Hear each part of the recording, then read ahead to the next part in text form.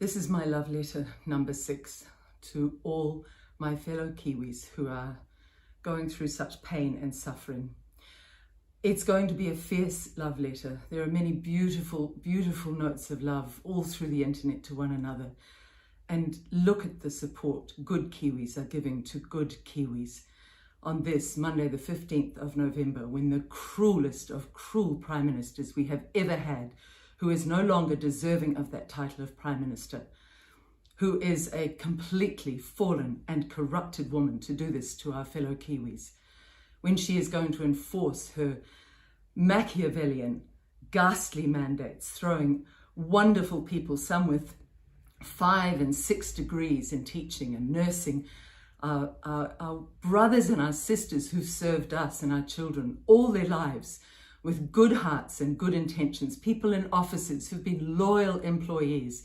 She is making employers into monsters as well, employers who are willing to go along with her. But remember this, remember on this day, the 15th of November, 2021, that this is the day when your character as a Kiwi is defined, and it's defined through to your deathbed. If you enforce this bully government's political machinations and political agenda, it's not about health. We all know that now. If you enforce this bully's horrific mandates and throw people on the scrap heap who've been loyal and good to you as your employees, then you are no better than her. And it will haunt you on your deathbed as it will haunt her. So this is where character is made. It's forged in the fire. Character isn't when times are easy. Every Kiwi who goes along with her is now showing their weakness, their subservience to what is in effect a school bully. When you were at school, did you ever stand up to the classroom school bully? We all had them. I had a friend 4 years ahead of me who was being bullied by girls 2 years ahead of me. I was a pint-sized little third former, and I saw them doing this to this 7th former. I caught them running down the corridor after they'd gone in and hit her. And do you know what I did? While 6 of them surrounded me, and they were all taller than me, I went right up to the head bully and I slapped her across the cheek. And 2 years later, we ended up walking to school together. And I told her what happened to that friend in the 7th form, whom she had bullied. That friend had a breakdown. That friend almost lost her life. We Kiwis, we must not lose our lives. We must not lose our hope. We must stand up together.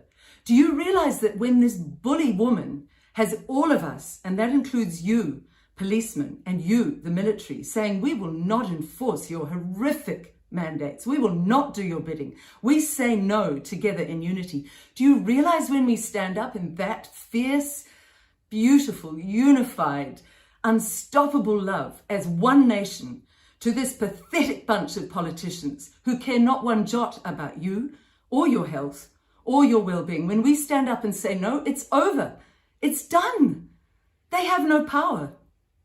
If you're the wife of a policeman, if you're the wife of a military man, if you're the husband of either one, please say to your spouse, you must now stand with the people.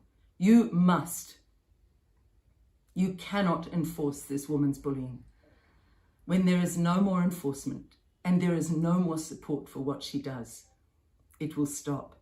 To every employer, take down your signs of, oh, we're all 100% vaxxed here, don't come in if you're not, and put up the signs of, you're welcome, vaxxed, unvaxxed, we don't care. We are all Kiwis. We all care for each other. Your character is forged in this. And I absolutely know that I've been on a series of lives, and that in the next life, the way I behave in this life, the next life that I experience is defined by this life. One could say the next life is what? The life after this. No Kiwi is free anymore until we are all free. If you look away, if you allow this segregation, if you allow this cruelty, if you allow your fellow Kiwis to be thrown on the scrap heap when none of them deserves it, if you allow your children's schools to be denuded of the finest of fine teachers, the principled ones, the ones who are not sheeple, the ones who will stand up and think for themselves, if you allow that, you are as broken as this broken Prime Minister is. But if you stand up with us, if you say no more, You'll find this fire burns in you as strongly as it does in all of these brave people who have said, I'm not putting this poison in my body. I'm not going to be coerced. I will stand for my principles, even through my fear, even through my potential loss of income. We will find ways together to help one another with money and with gardening and with growing crops and with sharing. We will do this. We will bypass this pathetic government. So watch for future love letters. We are building Free NZ. FreeNZ.org is our new website. Sign up, support us, and so that way we can support you. Be brave and hold the line and know this is only temporary. And whatever you pray to, whatever form of divine being beyond here, we all have within us a divinity. You can call it God or nature or your left garden boot. It doesn't matter. There is something beyond you. There is something beyond this. Get on your knees and pray to that and say, I know I am loved. I know you will look after me. I know there is a great hand under me in all my fear. While I cry to you, while I reach to you, I also trust in you. Helen Clark did her best to make this a secular country, a country that has no faith in any God. But that faith in whatever divine presence is reawakening now. And the reason I bring that up is that the divine is light. The divine is our shared human goodness, our shared humanity. The divine is the finest part that every artist and creative and thinker and dreamer and philosopher who's ever walked the earth with any integrity, they know not to follow the political machinations. They know not to bow to the political rhetoric and manipulations. This is the time when your character is made. Listen to this letter sent to me from a mum. It's an imagination letter, as she puts it. It's from a girl in 2030. A fictional letter written in 2031 by a teenager who is currently 3 years old. Listen to this. It's from Neve. Dear Mum, I miss you. I was terribly disappointed that your request for parole was denied. Hope you're okay. Then please know that it's hard for me to write this letter, but I need to know the truth. Here are some questions I have about 2020 and 2021 when you were still Prime Minister. Question 1. At the start of the pandemic, why was there no investment in early treatment options for COVID? Number 2, did someone force you or blackmail you to sign that contract with Pfizer?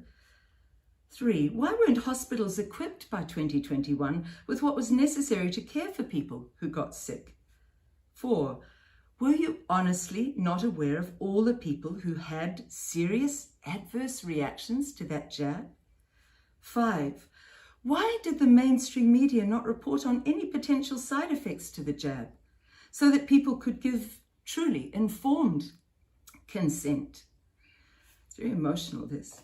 6, did you know all along, Mum, that vaccine mandates would be imposed on the people of New Zealand, even though you told them that you wouldn't do that? 7, why did you encourage the people of New Zealand to turn against each other? 8, why did you stop encouraging kindness? 9, did you not realize that the decisions you made were ruining people's careers, driving families apart, and completely and totally lacking in any human compassion? 10, people are still saying in 2031 that you were a lying traitor who almost tore the country apart. Why did you do all that, Mum? 11, why did I have to grow up without my mum by my side while you were in prison? 12, my name Neve means bright, radiant love, yet darkness and fear was spread by you across our beautiful country while you were in charge. How could you have allowed that to happen, Mum? With love, your daughter, Neve Te Aroha. Thank you to the mum who sent that in to me. There's nothing more to say now except we must, as Kiwis, all come together. I don't care if you're jabbed, unjabbed. I don't care if you've brutally enforced up until now the horrors that this government is manipulating you into. All I care about is that our love and our support as Kiwis and our oneness as a people now brings us together. And know this, if you turn this love letter into a, I don't care, know this, there will be more jabs for you. There will be mandates to jab our youngest children. And it's well known that their developing immune systems cannot cope with the horror of this toxin. It's now well known that many of our teenagers and young men are suffering greatly. Go and sit in A&E on any night and ask the nurses, are you seeing many jab injured? Or just quietly watch as they come, and they come, and they come.